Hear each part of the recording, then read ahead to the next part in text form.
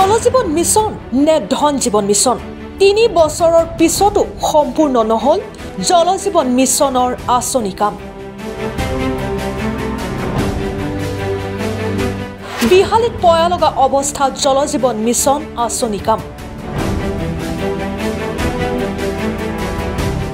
ঠিকাদাৰ ময়মতালিৰ বাবে এটুপি খোৱা পানীৰ পৰা বঞ্চিত হৈছে বিহালীৰ ৰৌমাৰী বুৰৈগুৰি ৰাংচালি কাছকটা ৰাংচালি দলনিকে ধৰি বহুকেইখন গাঁও ৰাইজ। ঘৰ ঘৰ নল ঘৰ ঘৰ জল এই শ্লোগানেৰে প্ৰতি ঘৰতে জলজীৱন আঁচনিৰ জৰিয়তে খোৱা পানী যোগানৰ ব্যৱস্থা কৰাৰ সংকল্প লৈছিল কেন্দ্ৰীয় চৰকাৰে। কেন্দ্ৰীয় চৰকাৰৰ সহযোগত ৰাজ্য চৰকাৰৰ এই জলজীৱন মিছনৰ আঁচনি কাৰ্যকৰী কৰাৰ বাবে অধিক তৎপৰ হয়। ঘৰে ঘৰে বিশুদ্ধ খোৱা পানী যোগান ধৰাৰ লক্ষ্যৰে ৰাজ্যৰ বিভিন্ন প্ৰান্তৰত এই আঁচনিৰ কাম চলি আছে। কিন্তু ঠিকাদাৰৰ নিম্নমানৰ কামৰ ফল ভুগিছে ৰাইজে। বিহালীৰ ৰাংচালি কাছকটা ৰাংচালি দলনি ৰৌমাৰী বুৰৈগুৰি পানী যোগান আঁচনিৰ পৰা ৰাইজে কোনো সুফল নোপোৱাত ক্ষোভৰ সৃষ্টি হৈছে।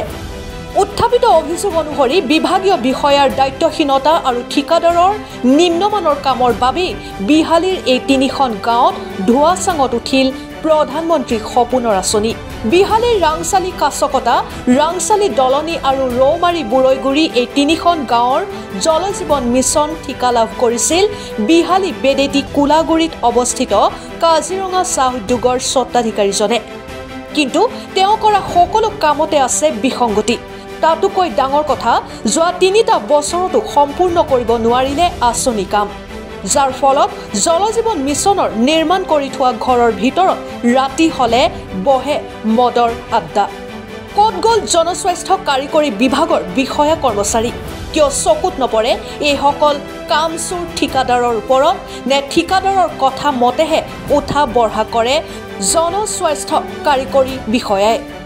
ঠিকাদাৰৰ যি মন যায় তাকে কৰিব পাৰে, কিয়নো বিহালীত এই 3খন গাঁৱত 3টা বছৰতো এটুপি খোৱা পানী নাপালে গাঁৱৰ ৰাইজে।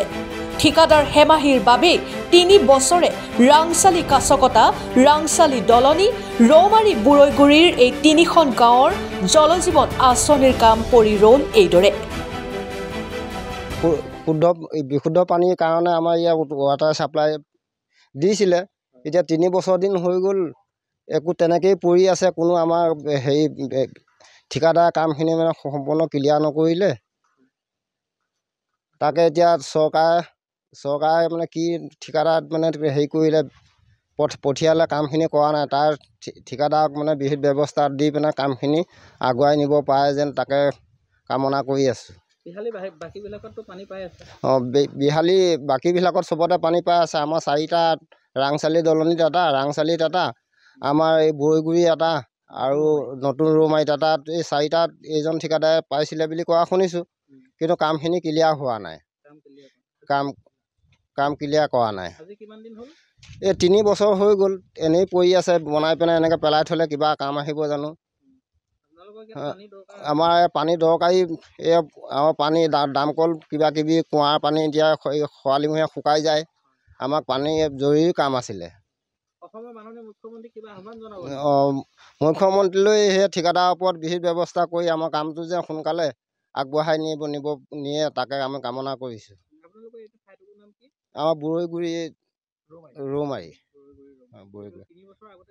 3 বছৰ আগতেই কাম হ'ল, এতিয়ালৈকে কামটো ক্লিয়াৰ হোৱা নাই। ঠিকাদাৰৰ নাম বিশেষকৈ গম নাপাওঁ। এতিয়া এনেই অহু কাৰণে শুনিছোঁ, সেই কাজিৰঙা ফেক্টৰী মালিকজনে বনাইছিলে বুলি কোৱা শুনিলোঁ। তাকে এতিয়া তেখেতৰ কি বিহিত ব্যৱস্থা কৰি আমাৰ কামটো যেন আগুৱাই নিব পাৰে। 4টা স্কিমৰ কাম কৰিছিলে, এটাও সম্পূৰ্ণ হোৱা নাই। বাকী পিছত বনোৱাও লগৰখিনি হৈ গ'ল, আমাৰ এই 4টা হোৱা নাই। বাসিন্দা বুলি ক'বলৈ গ'লে আপোনাৰ ইয়াত পানী ছাপ্লাই এটা বহাইছিলোঁ। তাকে বহুত তোমাৰ 3 বছৰ মানে আগতে বনালে সেইটো, কিন্তু এতিয়ালৈকে উন্নতি হোৱা নাই। ঠিকাদাৰজন কামটো বন্ধ কৰি থৈছে। 4 জেকা ল'লে কামটো, কিন্তু আমাৰতো এইটো বন্ধ হৈ গ'ল। কিন্তু ৱাটাৰ ছাপ্লাই আমাৰ লাগিছিলে, আমাৰ বিশুদ্ধ পানী পোৱা নাই ভালকৈ। পানীটো ৱাটাৰ চাপ্লাই গোটেইখন বহিলেই, কিন্তু ইয়াত পানী কামটো হোৱা নাই, স্পষ্টকৈ হৈ পৰা নাই। পানী ইয়াত পানী ঠাই ইয়াত গোটেই জাবৰ জোঁথৰ নধৰা হৈ গ'ল, বন গজি গৈছে। তেনেকৈ নহ'ব। আমাৰ দাবী জনাইছোঁ যে মুখ্যমন্ত্ৰীলৈ আমাৰ এই ৱাটাৰ চাপ্লাইটো লাগে, বিশুদ্ধ পানী আৰু প্ৰয়োজনীয়। বিশুদ্ধ পানী পোৱা নাই ৰাইজে, গাঁৱৰ ৰাইজৰ চবৰে কষ্ট হৈছে।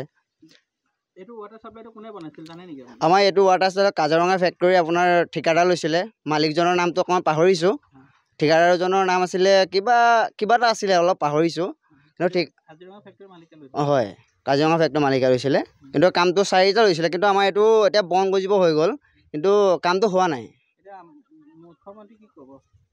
মুখ্যমন্ত্ৰী এটাই আহ্বান জনাইছোঁ যে আমাৰ কামটো কৰি দিব লাগে আৰু বিশুদ্ধ পানী আমি পাব লাগে। মুখ্যমন্ত্ৰীলৈ সেইটো আমাৰ দাবী। বাকীবিলাক তোমাৰ ৰাংচেলি বিহালী গোটেইখনতে হৈ গ'ল, কিন্তু আমাৰ বৰৈগুৰি বটিয়ামাৰি আমাৰ বহুতো ভিতৰীয়া আমাৰ অঞ্চলত এতিয়ালৈকে বিশুদ্ধ পানী পোৱা নাই। আপোনালোকে যিহেতু জানে বিহালীত বিশুদ্ধ পানীৰ দৰকাৰ, আৰু সেইমতে আমাৰ ৰৌমাৰী, বৰৈগুৰি, ৰাংচালি দলনি আৰু ৰাংচালি কাছকটাত 4টা ৱাটাৰ চাপ্লাই দিছিল চৰকাৰে বিশুদ্ধ পানীৰ বাবে। কিন্তু আজি দেখা গৈছে, আজি প্ৰায় 3টা বছৰ অতিক্ৰম হ'ল, 3টা বছৰ প্ৰায় পাৰ হৈ গ'ল, কিন্তু এই 4টা জেগাত আজিলৈকে যি জল জীৱন মিছনৰ যি ৱাটাৰ চাপ্লাই কাম সম্পূৰ্ণ হৈ নুঠিল।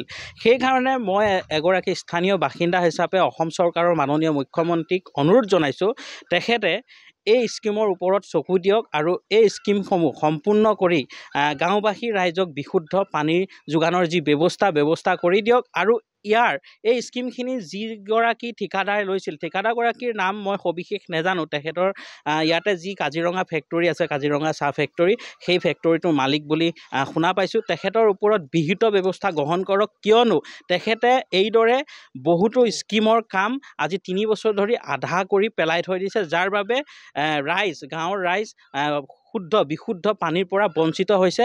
সেয়ে মই অসম চৰকাৰৰ মাননীয় মুখ্যমন্ত্ৰীক অনুৰোধ জনাইছোঁ। ধন্যবাদ। ব্যুৰো ৰিপৰ্ট, বিহালী সংবাদ অসম।